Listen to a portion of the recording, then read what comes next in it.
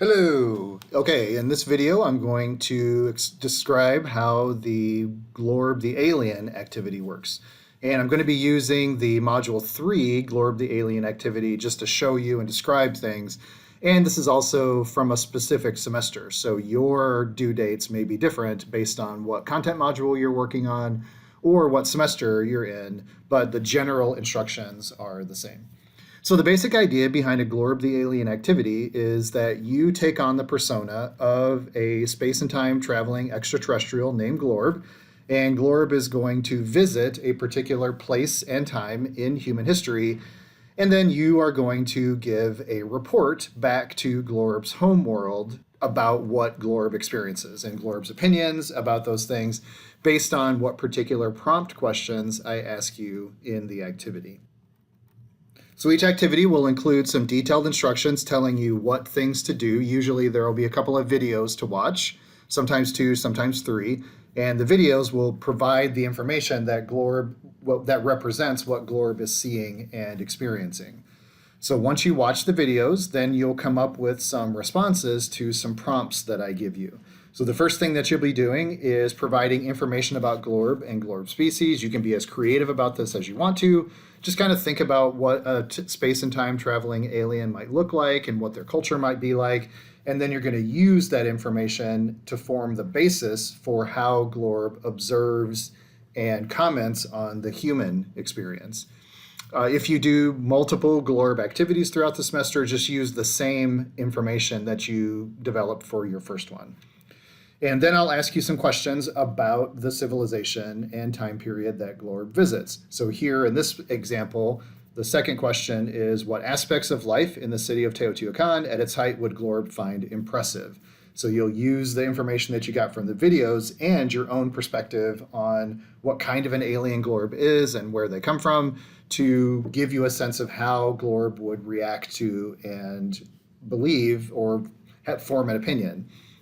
And then what specific aspect of the city of Teotihuacan at its height would Glorb want to improve? How would it be improved? So I'll ask you questions like that just to get your juices flowing and give you some things to think about. What kind of report would Glorb generate about these places?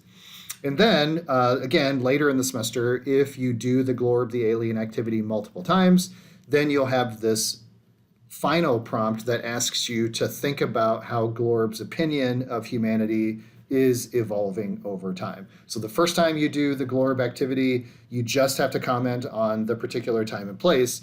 And then the second and subsequent times you do the Glorb activity, you'll also be stringing together, well, Glorb thought this the first time he visited, and now the second or third time he's visited, he thinks this. And this is how his opinion of humanity is developing over time.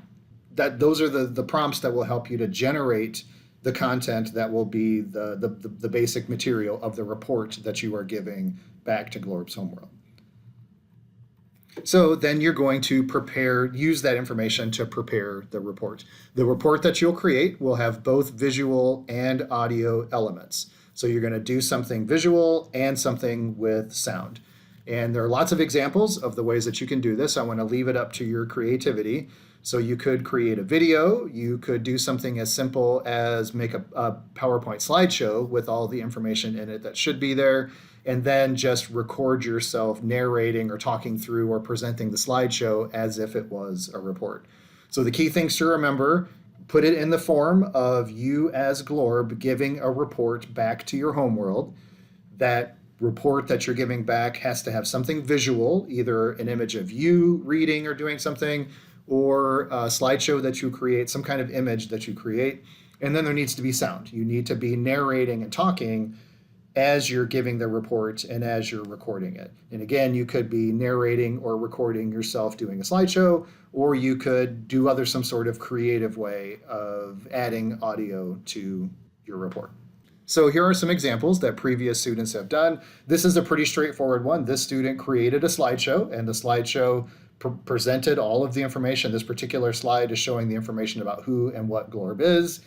It's got visual elements component to it, and then the student just recorded themselves reading the slideshow as a report. So that's one way to do it. This student created more of like a comic strip of Glorb visiting a particular time and place and interviewing locals and getting information from those locals that he used or that they used to then submit their report. And this is the visual element. And then the audio element was the student submitted some video or some audio recordings of himself narrating as Glorb the various interviews that they had. And then this is an example of maybe a more elaborate one. This student created the PowerPoint slideshow, but then the student also put on a costume, a Tinky Winky costume, and recorded himself giving the report as Glorb with the PowerPoint slideshow in the background. So lots of creative ways you can do it, just so long as all the information is there that needs to be there, and it's presented with both visual and audio elements. So just notice a few details here. The presentation total, the video, the slideshow, whatever it is, needs to be between 5 and 10 minutes long. Make sure you submit a transcript of the spoken word so that I can consult those. And you will be using direct quotations and citations in your report. So make sure that whatever you're referring to these two videos, you're directly quoting them, you're citing where in the videos that information came from. If you do use information other than the videos to provide content for your report, then just have a works cited page that includes them, that cites them. And if you use AI to help you come up with the content of your report or any aspect of your report, then just make sure that you cite that as well. Tell me what tool you used, when you used it, and give me some commentary. Tell me how you found the tool. Did you find it helpful? Did you find it annoying? So just describe a bit your experience with the AI tool. And then you'll submit your report to the activity assignment folder, and I will review it, give you a mark, either a 1 for satisfactory, or you met all the requirements and you did everything correctly, or a 0 if you missed something and you have an opportunity to revise. There you go. The Glorb reports are awesome. I look forward to them every semester, and I look forward to yours as well.